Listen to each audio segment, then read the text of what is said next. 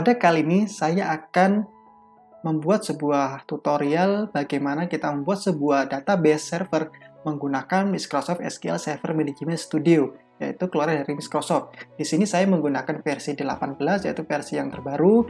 Nanti untuk link downloadan bisa kalian dapatkan atau saya cantumkan nanti di deskripsi video ini. Nah, bagi yang belum menginstal, install dahulu agar kita untuk lebih prakteknya lebih mudah lagi.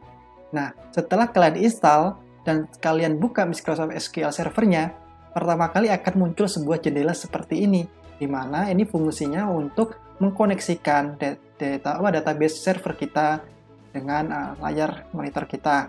Nah, di sini ada beberapa pengaturan yang harus kita atur sebelum membuat database. Yang pertama server type.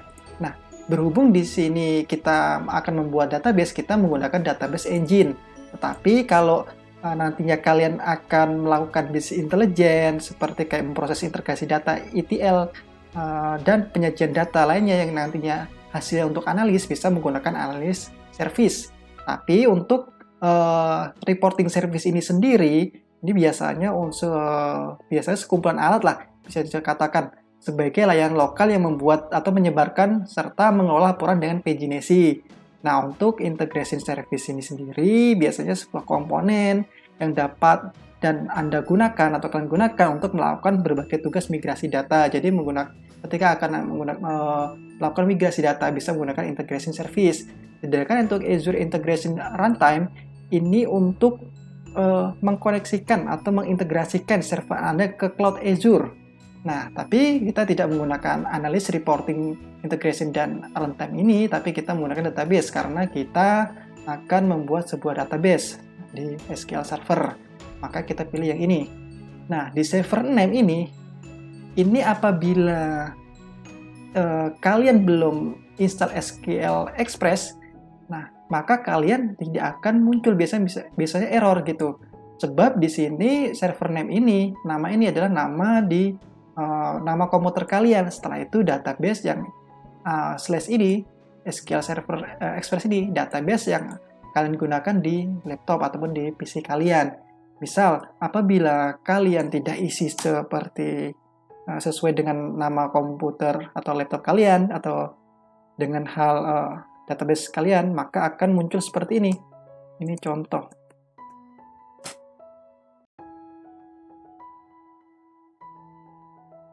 Nah, apabila nama di sini laptop kalian atau PC kalian serta database Anda tidak tahu, maka ketika isikan bebas seperti ini, maka akan muncul seperti ini. Nah, ini jangan khawatir. Nah, apabila kalian lupa nama komputer kalian bisa menggunakan namanya IMD. Nah, setelah ini kalian bisa langsung menuliskan hostname. Hostname. Nah, di sini nama PC saya yaitu Ferry Nugroho. Maka penulisannya yaitu Ferry Nugroho. Nah, di sini saya SQL Express.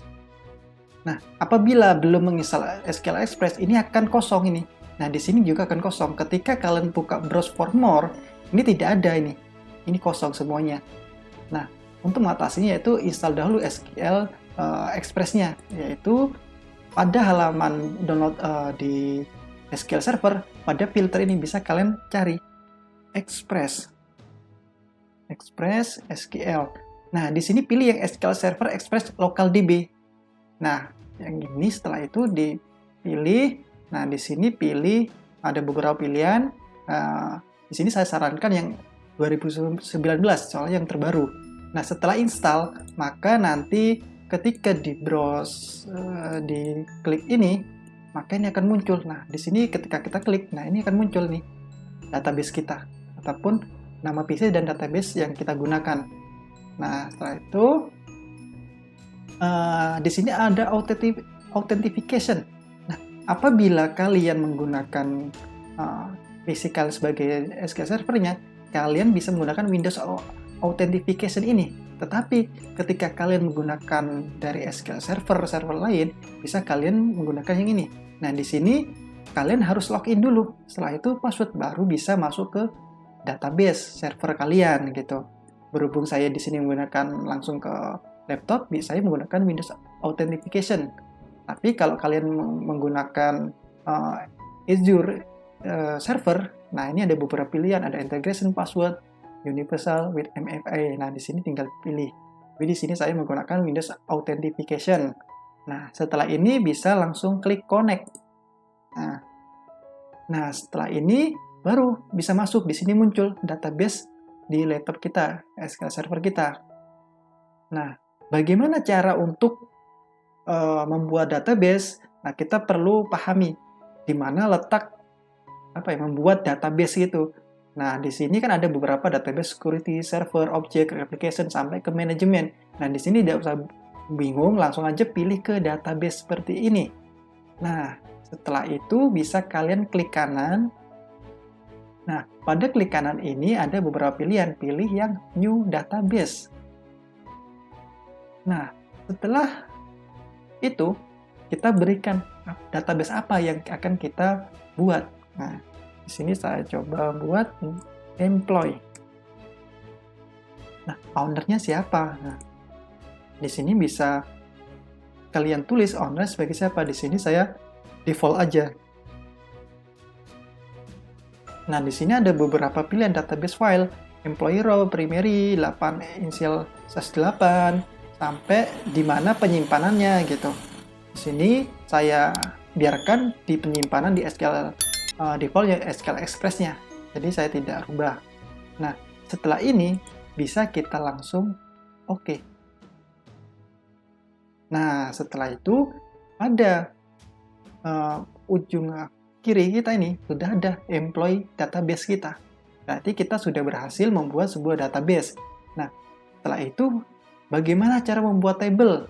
Nah, kalau di PHP admin mungkin kalian sudah banyak kenal. Nah, tapi kalau di sini kita klik expand. Nah, di sini ada beberapa pilihan lagi. Ada security, storage, dan sampai ke database diagram.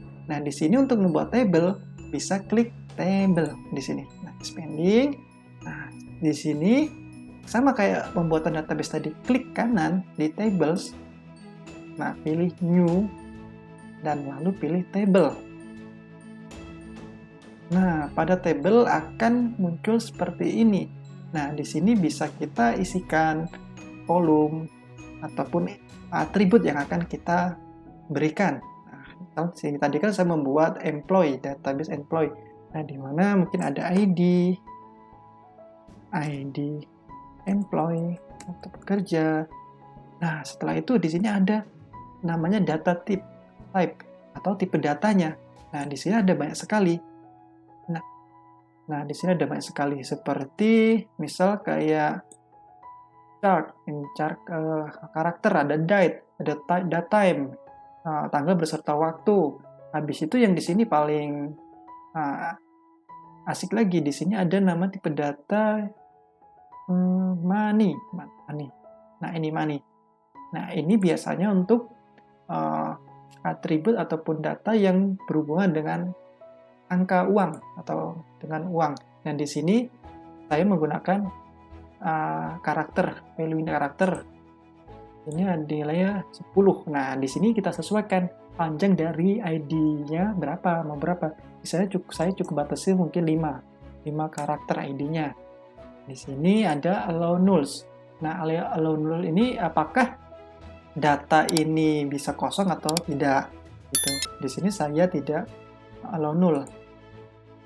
Nah, setelah itu untuk keduanya bisa klik langsung ke sini.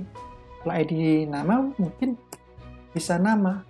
Nah, nama tipe datanya apa? Mungkin karakter. Nah, karakter di sini mungkin saya kasih 30. Oke. Nah, setelah itu mungkin nanti bisa kalian teruskan lagi mau ditulis apa saja gitu. Nah, di sini bagaimana cara membuat ID employee ini menjadi sebuah primary key? Nah, caranya bisa klik kanan di sini. Nah, di sini ada beberapa pilihan. Nah, untuk primary key kita tinggal pilih set primary key.